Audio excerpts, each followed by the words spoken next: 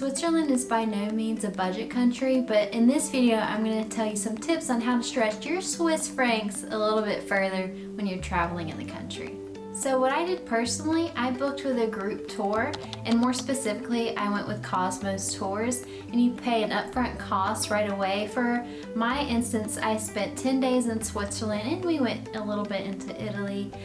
It was less than $3,000 for all included expenses except for flights. Now we got accommodations, most meals, and public transportation for 10 days. I think that's a great deal. Although excursions weren't included, but honestly, if you didn't book any excursions at all, you could see into a lot of things with that $3,000 budget for 10 days.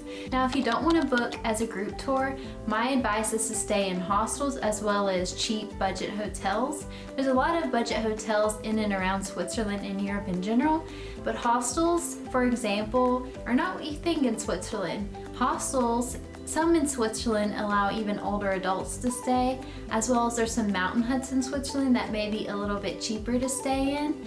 Now, instead of eating out at restaurants, try to shop at grocery stores for your food. Now, I love visiting grocery stores in different countries because that's where you can immerse yourself with the locals, see what the most popular local foods are, see the different brands. It's just a fun experience. But obviously, eating out, getting your food at grocery stores are a lot cheaper than restaurants. And there's a specific grocery store that I visited when I was in Switzerland called Migros.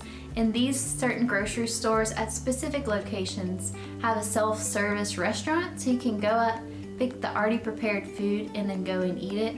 So that's a cheaper option versus a sit-down service restaurant. If you book your accommodation with hotels, certain accommodations will give you a free public transport pass around the city and the region that you're visiting. For example, when I was in St. Moritz, the specific hotel we stayed at allowed us to have free public transport all around St. Moritz, and it even included a gondola up to the top of one of the mountains right there. So that is super, super helpful to know.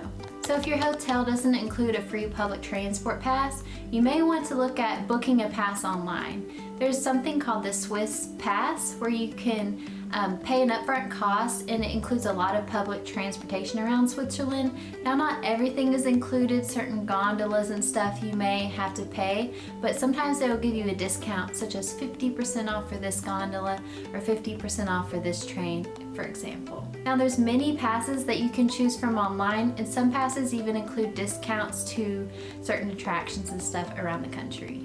This next one is pretty obvious, but I'm going to mention it anyway. Make use of those free activities around Switzerland.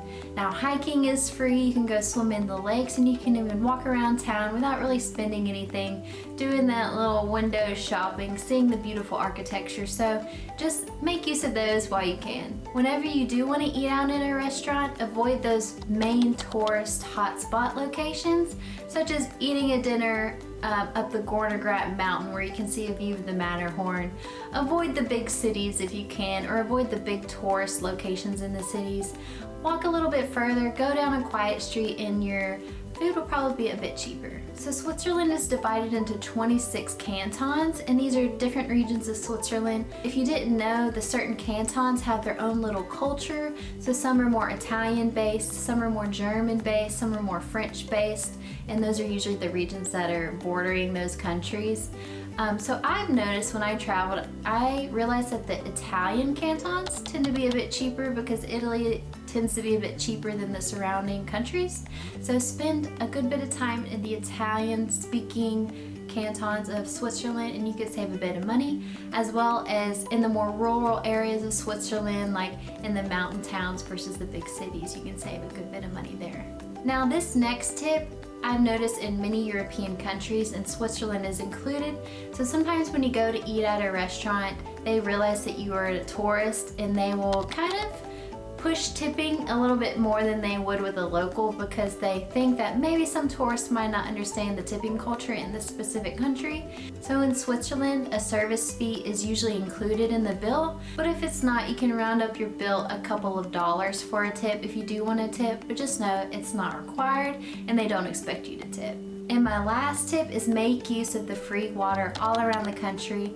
Switzerland has some of the highest water quality in the world, so they have these fountains in all of the cities in some areas where you can drink the free water, and at restaurants you can always ask for tap water versus bottled, still, or sparkling water. So make use of the free water in one of the best filtered water countries in the world. So I hope this video helps you travel Switzerland just a little bit cheaper and help you stretch your Swiss francs just a little bit further.